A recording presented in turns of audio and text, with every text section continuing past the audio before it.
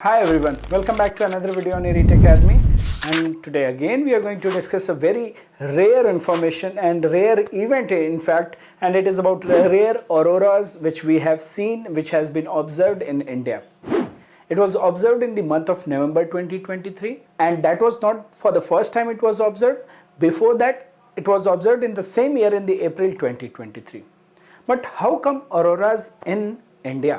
Auroras australis और बोरियलिस जो हम सुनते हैं ये नदर्न पोल और सदर्न पोल पे ही देखने को मिलते हैं. It is an event which is always associated with the poles, जो नॉर्थ पोल और साउथ पोल हैं. एनसीईआरटीज़ में भी यही पढ़ने को मिलता है. जो पॉपुलर करंट अफेयर्स हैं और टूरिज्म के पॉइंट ऑफ व्यू से भी यही सारी चीज़ें पॉपुलर हैं. But how come in Ladakh? Because Ladakh में हमारी दो ऑब्जर्वेटरीज हैं, हेनले एंड मेराक. ये दो ऑब्जर्वेटरीज हैं इंडिया में, लद्दाख में, जहाँ पे हम ऐसे स्काई और डीप स्पेस की ऑब्जर्वेशन करते हैं. इनफैक्ट हेनले में इस दी डार्क स्काई ऑब्जर्वेशन के लिए स्पेशल अरेंजमेंट्स किए गए हैं कि वहाँ पे आर्टिफिशियल लाइट से डिस्टर्बेंस ना हो. ऑब्जर्वेशन में, कॉस्मिक ऑब्जर्वेशंस में कोई भी ऐसी डिस्टर्बेंस ना आए, बिकॉज आर्टिफिशियल लाइट से लाइट पॉल्यूशन होता है and it affects the star gazing, it affects the telescope. अगर वो ऑब्जर्व कर रहा है डीप स्पेस को तो ऐसी ऑब्जर्वेशन, ऐसे सेलेस्टियल इवेंट्स को ऑब्जर्व करना मुश्किल हो जाता है.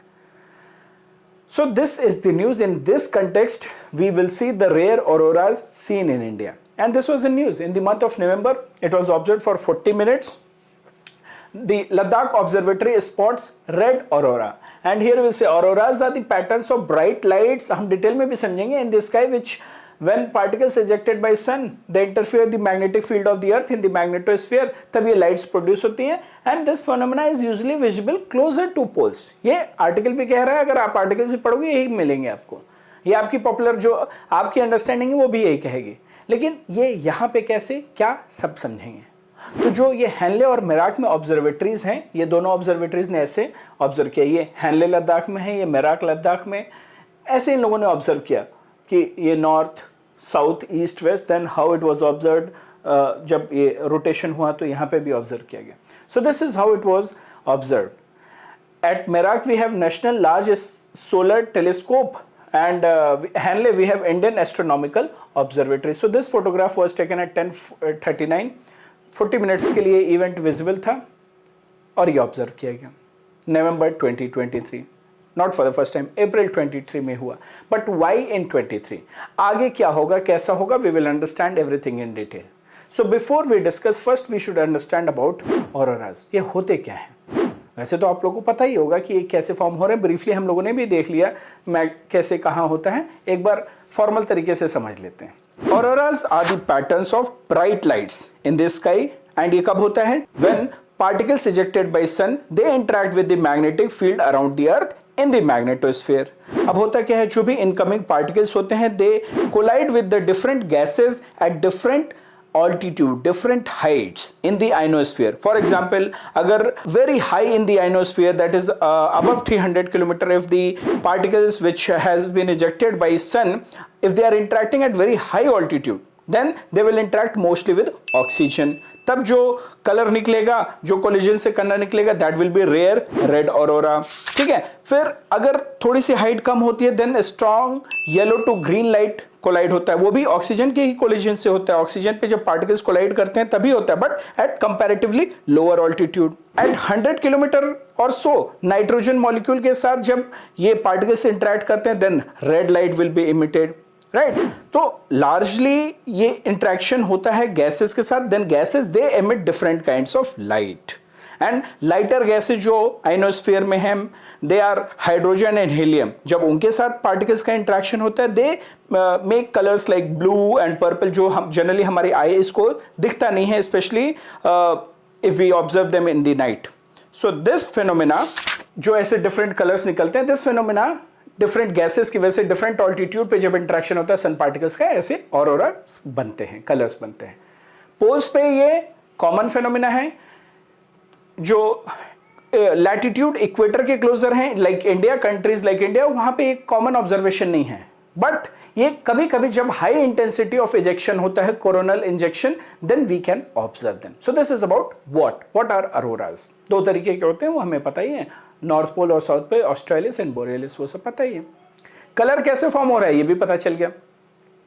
Now if we talk about this specific event, the rare auroras in India, then why in India it was observed, that we will see. या जो ये एक why हम और भी समझेंगे, why aspect of why auroras, ये फॉर्म क्यों होते हैं, कैसे होते हैं, ये भी हम समझेंगे.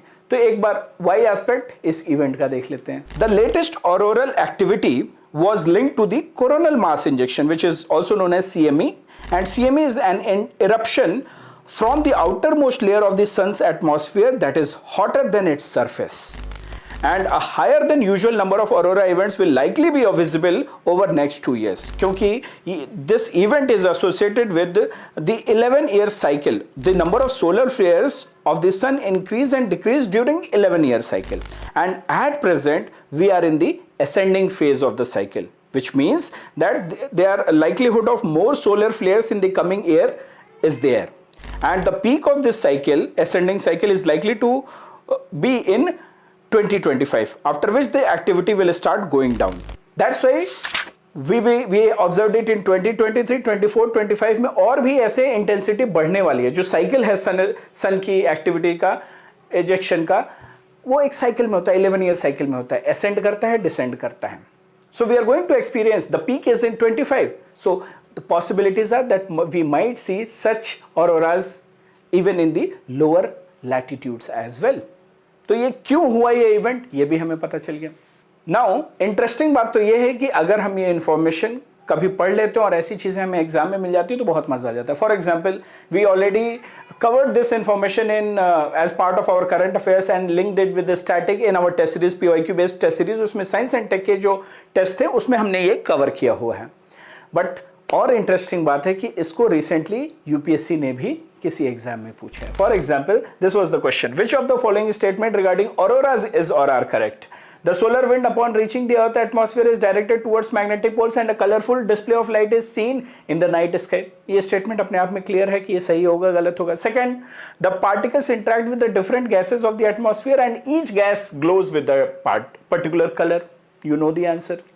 Third, current affairs. तो ये दोनों हो गए static. अभी mindset समझो यूपीएससी का क्या है.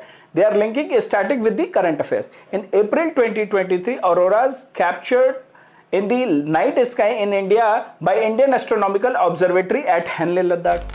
ये हमने देखा, ये तो करंट अफेयर्स है.